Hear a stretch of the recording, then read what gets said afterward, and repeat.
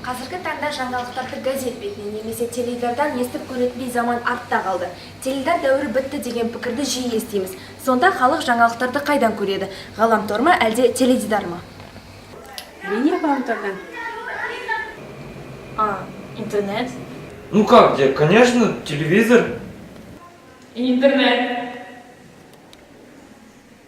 Жастардың көбісі ақпаратты ғаламтор желісінен көретін байқаймыз. Ендеше мынадай сұрақ туады. Тележурналистиканың тынысы тарылып барады ма? Тарылып бара жатқандығы рас.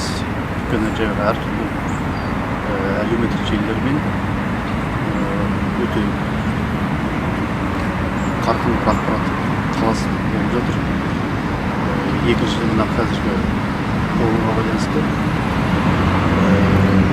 интернет пайда болғалы негізі көп нәрсе өзгерді расымен.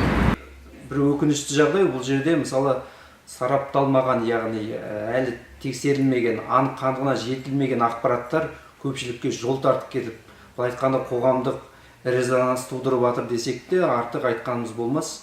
Сондықтан бұл жерде тележурналистиканың бір тынысын осындай бір тарылып бара жатыр деген ойдамын. Тележурналистика саласы артта қалып бара жатса да, бұл мамандықты таңдап жатқан талапкерлер көп. Бірақ Алматыда өткен жиында Медиа Альянс ұйымының өкілі Арман Шураев журналистика факультеттерін жабу керек деген.